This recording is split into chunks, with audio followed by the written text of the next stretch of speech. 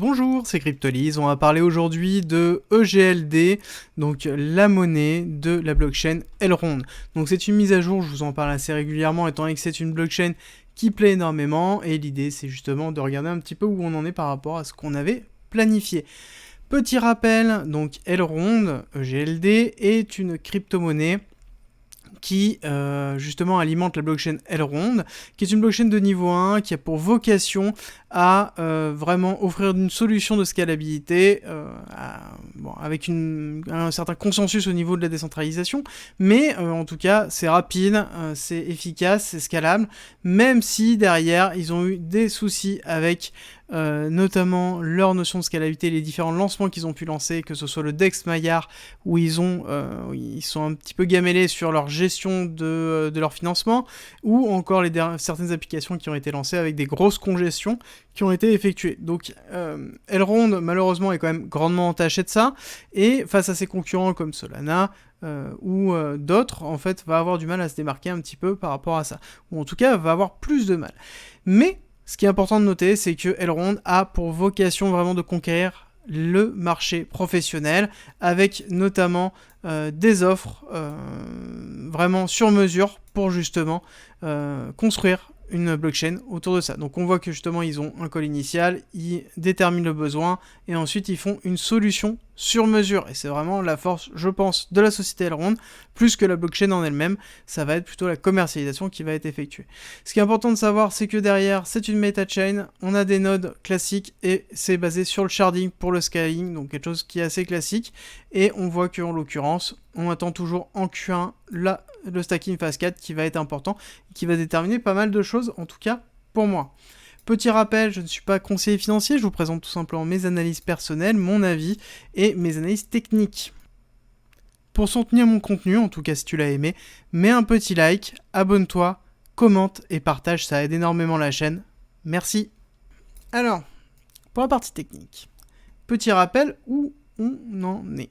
On a eu une première montée, ensuite on a eu une mise en place d'une schématique de week-off avec un BC, un Buying Climax, un AR, un Automatic Rally, le ST pour tester le BC. Alors on voit qu'on a pris la liquidité du BC, donc en l'occurrence on a une potentielle réaccumulation. Ensuite on est allé faire le saut, d'ailleurs durant ce saut ici on a une belle accumulation qui s'est mise en place ici. Donc, tac tac, on prend la liquidité, hop, on reteste et on repart.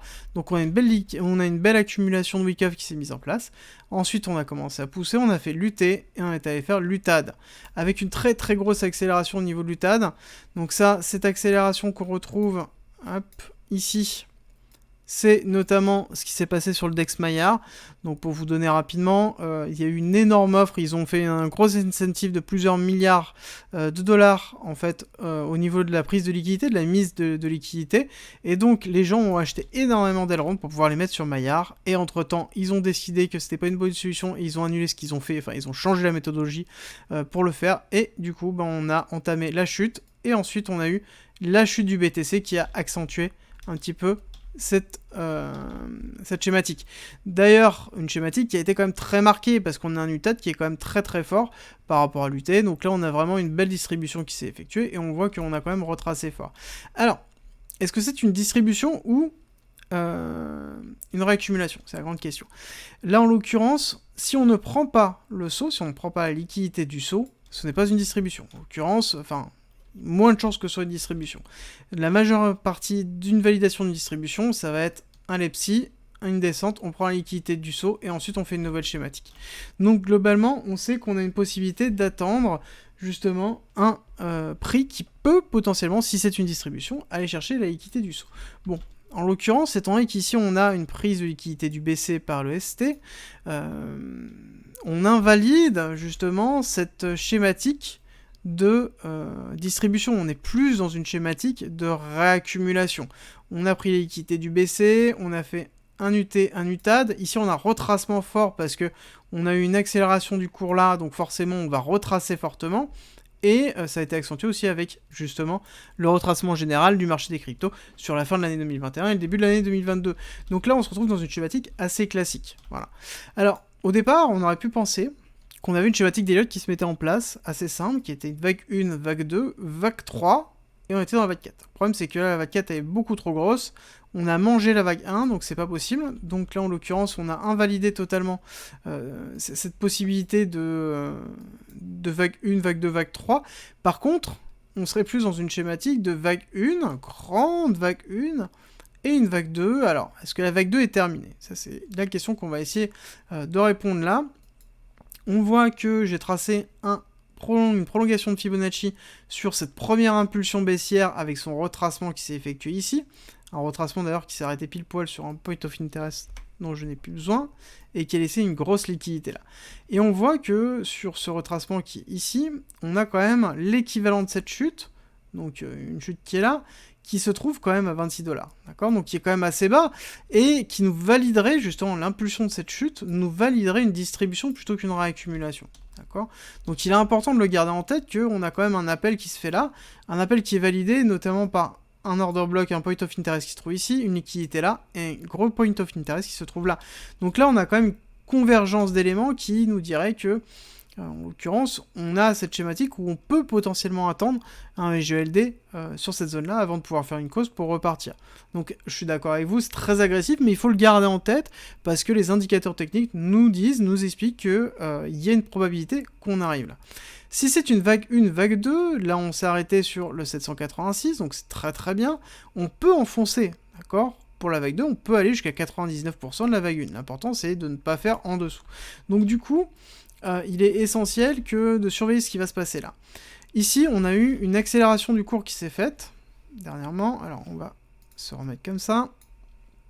On a eu une accélération du cours qui s'est effectuée sur cette partie-là, donc qui est logique parce qu'on a rebondi sur le 786, donc du coup on a une réaction forte, on a une grosse partie de prise de profit sur les chutes qui ont été effectuées, et on a eu une injection de liquidité, principalement aussi parce que le cours s'est stabilisé au niveau du BTC, on a eu une reprise des actifs crypto, et on a eu une envolée des liquidités, donc forcément on a eu une accentuation. Mais par contre, on voit que malgré ici cette magnifique bougie qui a été effectuée par un achat massif, on voit que la bougie a été totalement ravalée.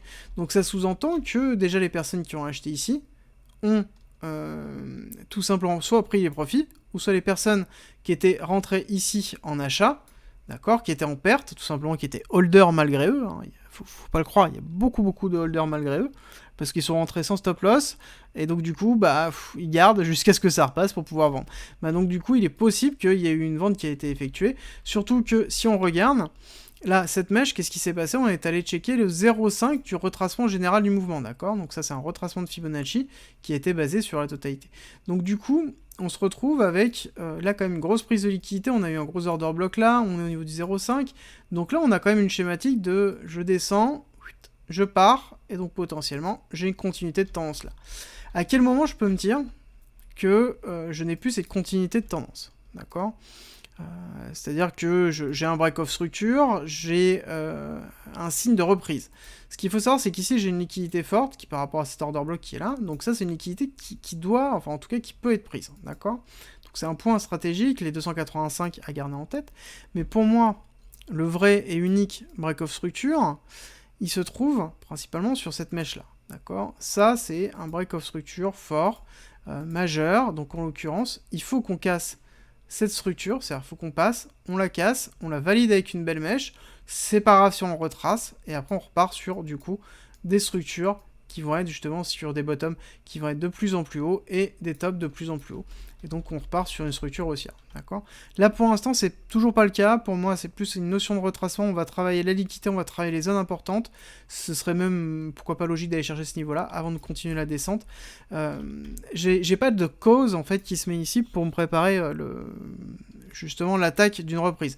Alors c'est possible qu'on ait une reprise avec juste un V-bottom classique, même si les chartistes habituels vont me dire oui mais le V-bottom il doit être retesté, blablabla, oui d'accord. Mais ça n'empêche qu'on se retrouve quand même des fois sur des V-bottom où on part comme ça. Et moi je préfère quand même avoir une belle schématique de week-off d'accumulation avec un SC ici, un AR là, un ST, un STB, voire même un spring, et puis on part comme une flèche avec la liquidité, donc on crée la liquidité nécessaire pour faire un très beau mouvement, et donc du coup le très beau mouvement ce serait quoi? Le très beau mouvement ce serait une vague 3, d'Elliott et une vague 3 qui, en l'occurrence, nous amènerait sur un EGLD quand même à 935, donc avec une progression qui serait quand même très cohérente. Donc c'est pour ça que moi, ma spot zone, elle est assez agressive.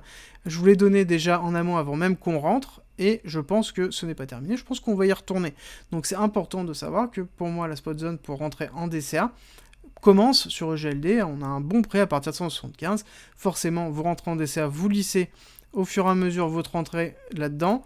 Donc par exemple avec un 30% sur la première partie, un 30% sur le suivant, et vous mettez les 40 restants sur la partie basse, vous gardez en fait tout simplement une balle en USD pour pouvoir tout simplement lisser votre prix au plus bas si jamais il y a une entrée ici, pour pouvoir partir et avoir un prix moyen d'entrée très intéressant pour pouvoir continuer.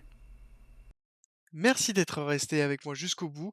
Abonne-toi, partage si t'as aimé et rejoins-nous sur Discord. C'est avec plaisir qu'on t'accueillera. Et à très vite.